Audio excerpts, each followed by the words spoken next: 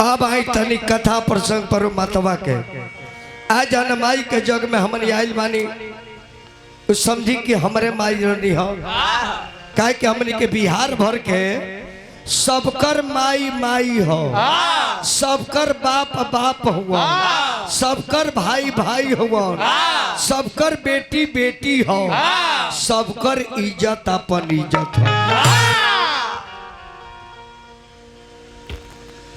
Chimney के मालिक काजल chimney के मालिक लालापुर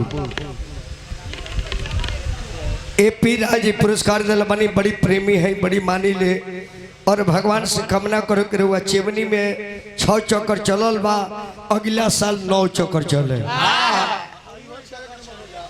आ जितना रुआ चिमनी में गोड़िया ईटा बा सब एक नंबर बने।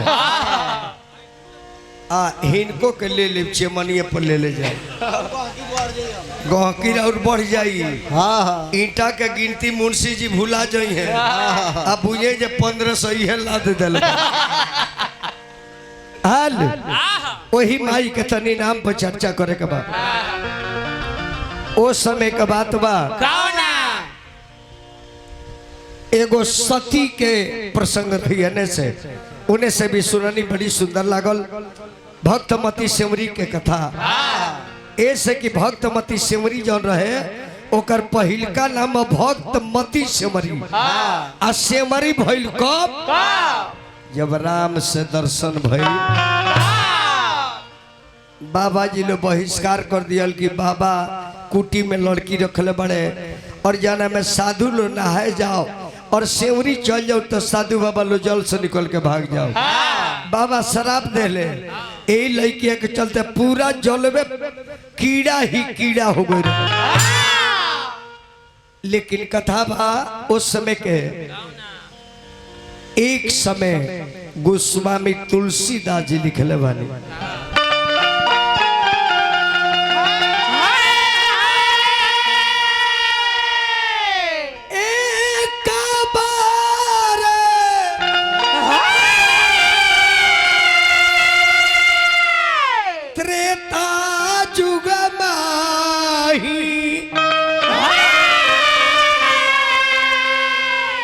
शंभु गए कुंभजर सिपाही। ये पूरा दुनिया में चाचा छापरा जिला ऐसा कोनो जिला नहीं है। पूरा दुनिया का हम कहता नहीं।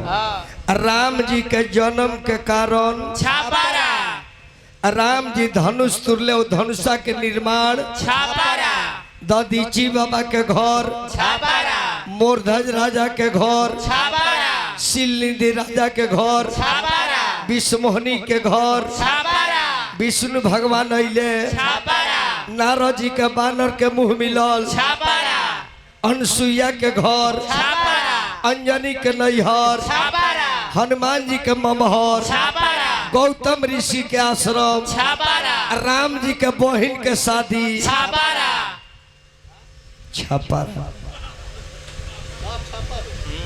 राम जी के बहन के शादी छपरा।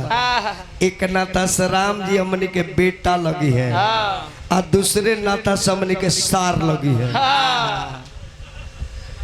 जान ली ऐसा लमर कोनो जिला ना भई आ ए जिला में जे आके आई माटी के गोड़ ना लगे उ महा अभागा बा।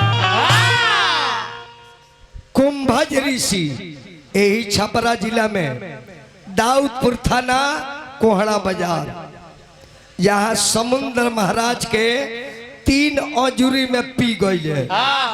3 अजूरी में देवता लो लागल निहोरा करे कि बाबा अगर ये जल बाहर नहीं की फेंक तो फिर समुद्र के भैलू का रही।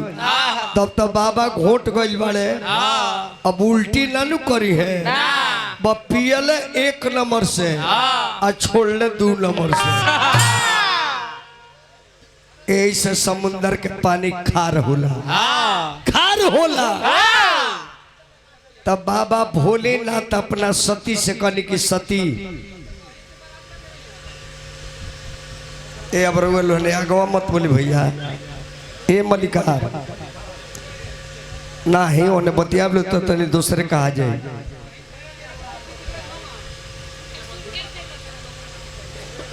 है ना चाचा?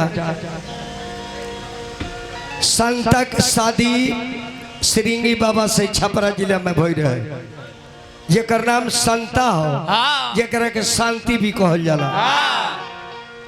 अब जान ली कि बाबा भोलेनाथ कल के हे सती राम के अवतार होखे वाला बा, त्रेता युग चढ़े वाला बा। हमनी के चले के चाहे कि राम जी अहे त्रेता में तो कौमन कौमन लीला करी है। माता सती के लेके महादेव चल देता छपरा जिला में, वह कुंभज ऋषि का आश्रम पर। यही बात का तुलसी बाबा लिखो नहीं।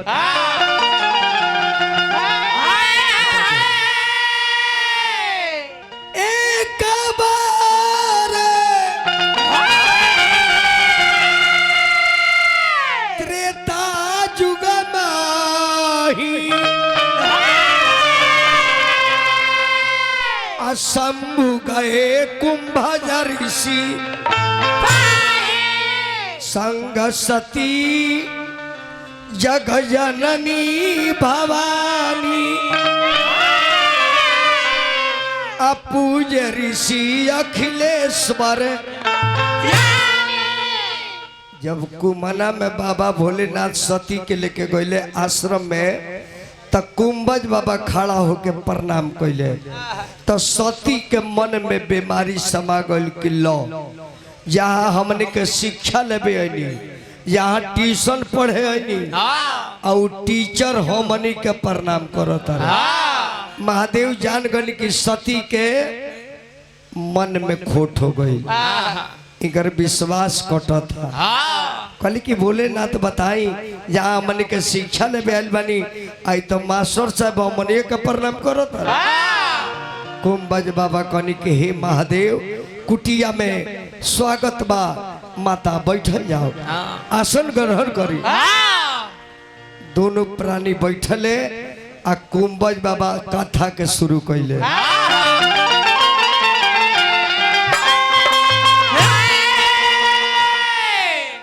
अरे कहानी कहानी,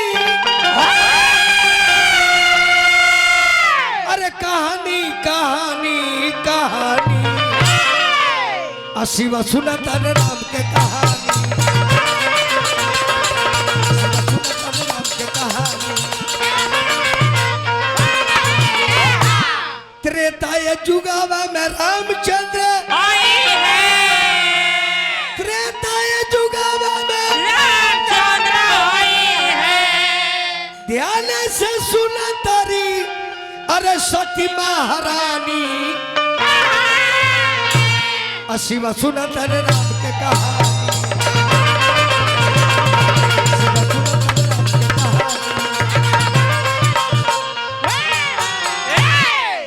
अब कुंभज बाबा कथा शुरू कैनी कि हे भोलेनाथ, त्रेता में राम चार बाई के जन्म अयोध्या में हुई। ये बात के पता लगी विश्वामित्र जी के, राम लक्ष्मण के मांग के बक्सर ले जाई है, ताड़ुका के वध कर रही है, ओने से चली है, गंगा के उत्पत्ति के विषय में जानी है, ओजी से ये छपरा जिला गौतम ऋषि के नारी के तरी है, ओजी से चली है जनकपुर में, शिव के धनुष तुरी है, सीता से बियाह हुई, सीता जी अयोध्या में ही है। इतना कहता शिव जी सुनते बारे, इतना हो गई बा। कथवे कहत में उन्हें राम जी जन्म ले ले बारे, ऐसा लीला चलता। इन्हें बाबा कहता रहे, उन्हें फिल्म चलता। तो भोलेनाथ कहले कि बाबा एक बात का हुई, आता राम के वनवास हुई, आ सीता जी संग में राम के जई है, रावण अपहरण करी, राम लक्ष्मण दोनों भाई घूमी है, रो रो के खोजी है।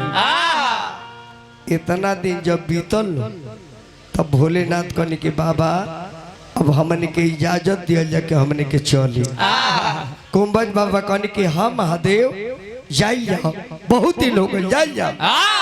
जब उन्हें से लौटता लो तो दंडक वन में चल गए यहाँ राम लक्ष्मण सीता के खो जाता रहे वही में लो चल लिया होता सीता सीता सीता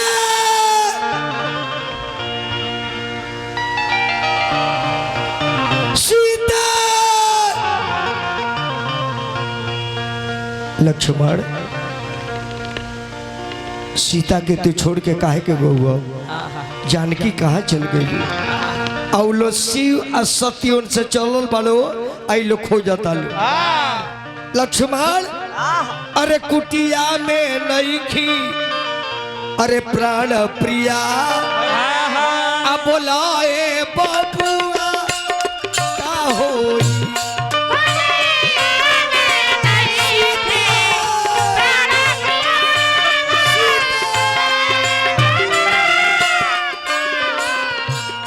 कुटिया में नहीं थी प्राण प्रिया बोला है बबुआ का होई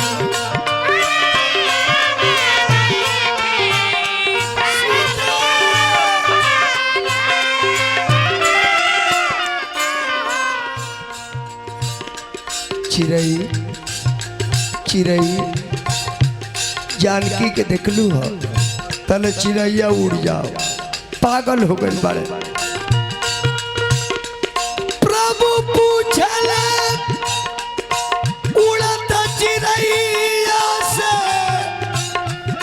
बनावा के सुखला पतैया से प्रभु पूछले उड़त चिड़ैया से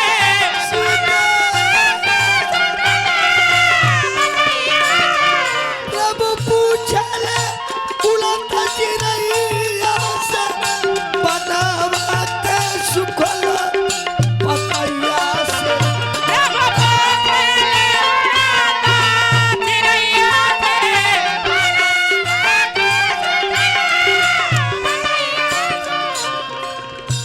सिया बिन तड़पे मोर जिया बोला है बबुआ आहो।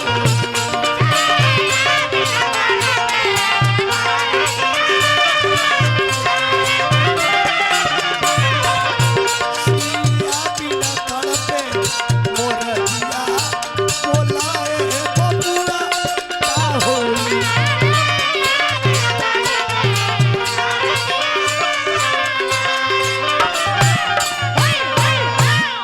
सीता तले भोलेनाथ के नजर पड़ गई भगवान ने जी पहुंच गई बानी अब भगवान राम के देखो तारे महादेव तो दंडवत कैले सती के तरीके स्वामीनाथ इके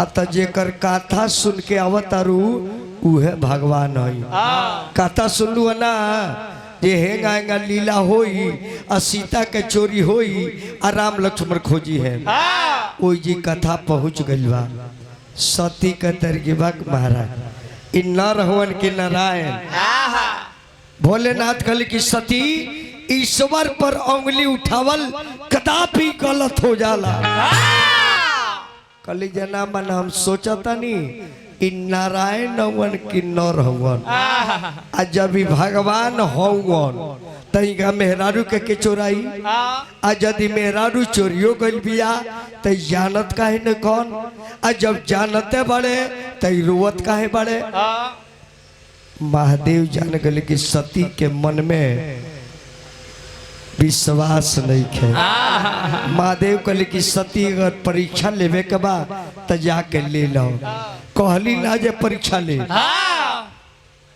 कहली कि स्वामीनाथ रउआ बैठी तनी हम जाए अब सोचली कि इकर सीता चोरी गइल बाड़ी इकर सीता चोरी गइल बाड़ी त काहे न सीता का रूप बनाई इनका लगे जाए असली नारायण होई है तो चीन जाई है और नकली होई है तो ना चीन अब महादेव जाना तर की परीक्षा ले राम के जा रहल बाड़ी अब बाबा ध्यान लगा के बैठ गनी। अब माता जा रहल बड़ी सीता के रूप धके।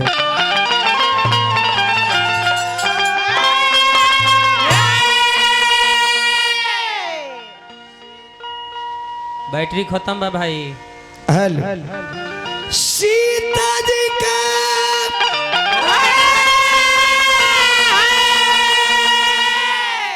अरे रूपवा राधाई के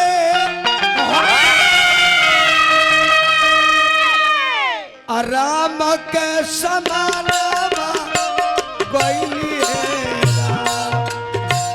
सीता जी के रूपवार धोई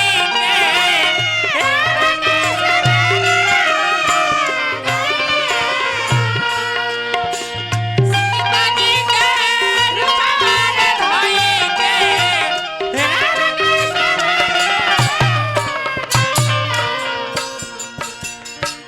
राम जी के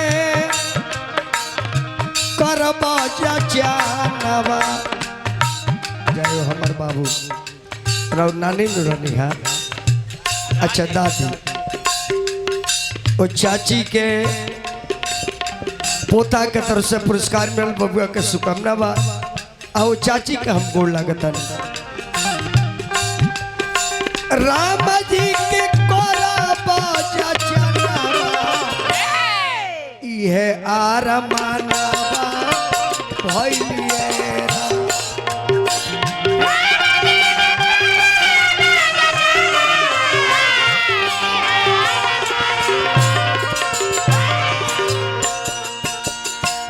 गावले गिरी बाबा कलवा इहे आरमानवा भइलिए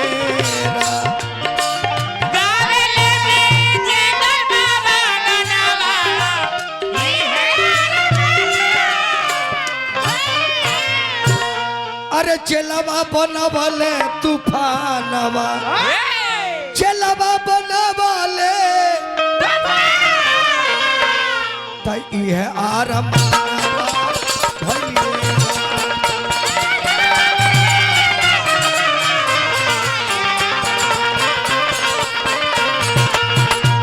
चलवा बनवले तूफानवा त इहे आरमानवा भइलिए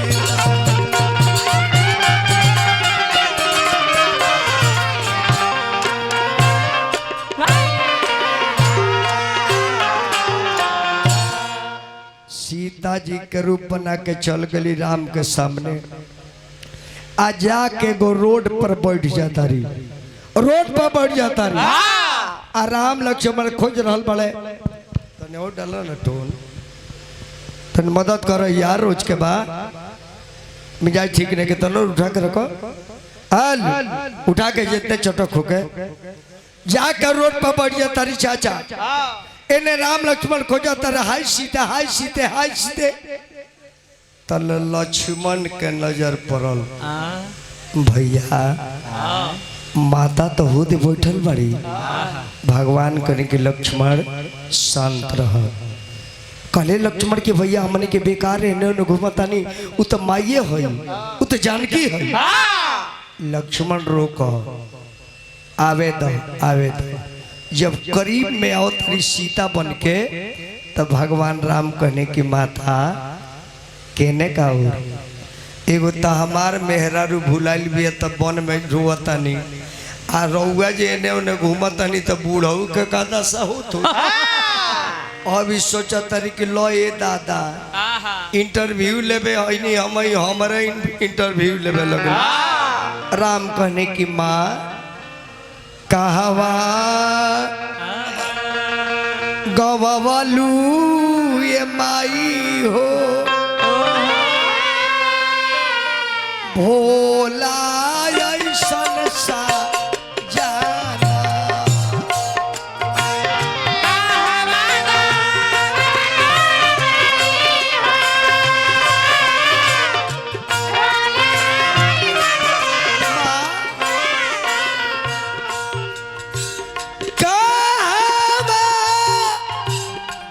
अरे गवालू ये माई हो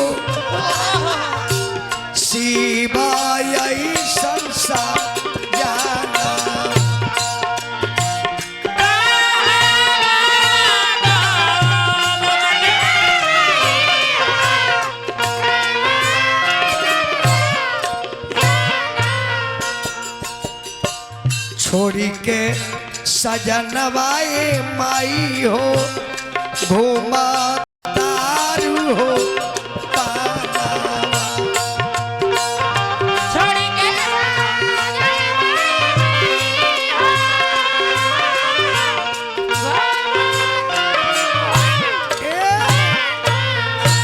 सती लाजे काठ हो गल बड़ी किलो ए दादा पति के बात काट के वही नहीं आई तो हमरा के पहचान गइले तला जा गइली रे अरे लजा गइली सती बीच ही बर में अरे लजाई गई लजाई गइली सती बीच ही बर में खातिर गोइली अरे चाचा गोइली सती भी चाही बन में अरे लजाई गई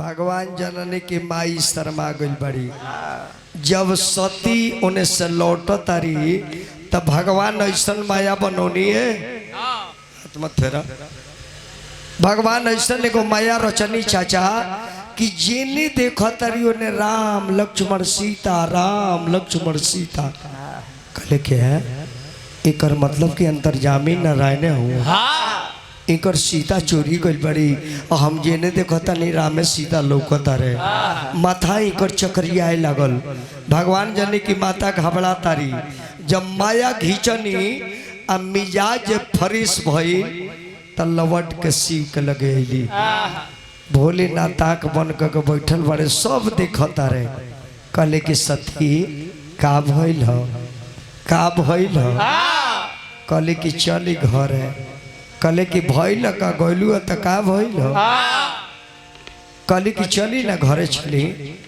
अब इतना ना दुख लागल महादेव के एंग महादेव अमर नहीं खन एकर कारण बाजे अमर बाड़े काहे बाड़े अब इतना कष्ट हो गई ऐसे निवेदन करब हर पत्नी से जे भी माई बहन बेटी सुनत आवे मर्द के कोनो ऐसा बात लिखे बोले के जाना से मर्द मरे पर भी मजबूर हो जाओ और मर्द के भी कुछ ऐसा काम नहीं करे के जाने से परिवार के आत्महत्या करे के पड़ जाए शंकर जी कहले कि सती निमन कैलू एक तक कुंभज बाबा पर सकऊ दूसरे में राम के परीक्षा ले लू तीसरे में सीता बन गलू आ चौथे में आके झूठ बोल देलू आ जब तारक नारायण माई कहले बड़े तो हमार इष्ट हुवन हमार परम पिता हुवन तो जब हमार बाप माई कह दिलस तब मेहरारू अब ना कहे मन में मैं क्रिया खा जाता रहे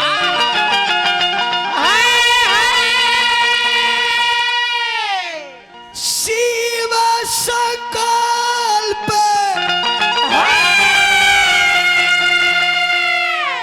कि न मन माही यह तन भेट सती बनाई ना सती ना राम का परीक्षा ले ले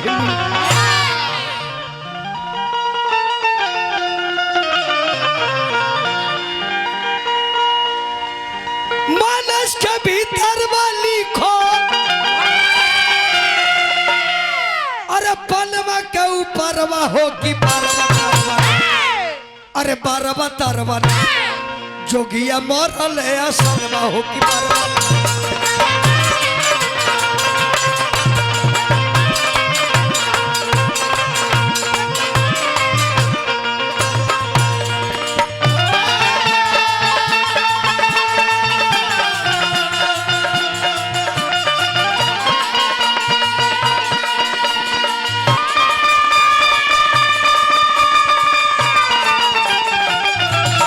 भोले बाबा तेरे दरबार में जो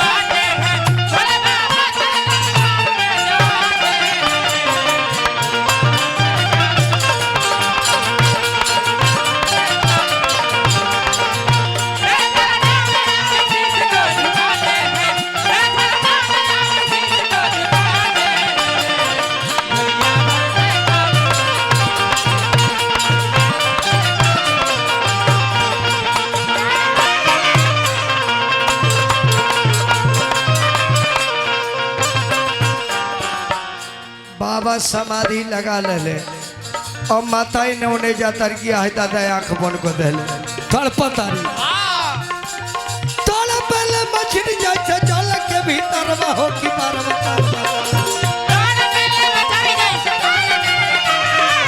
अरे तड़पले मछली जैसे जल के भीतर हो कि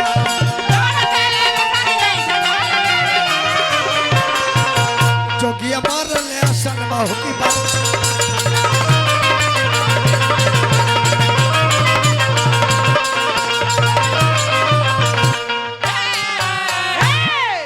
सतासी 7000 वर्ष खातिर बाबा समाध लगा ले इहो प्रमाण मिलेला एगो कम ही कनिहा ई जौन हमन किया आमी बा अमिका देवी उ माता सती जहाँ भस्म भई रही इतना न धर्म के धरती छपरा जान के कितनो गोड़ लग जाए तो कमे हो जाए। अब बाबा ध्यान में बैठल बनिया माता इन्होंने इंतजार करते जे कब यहाँ के आँख खोली ले आकि घर है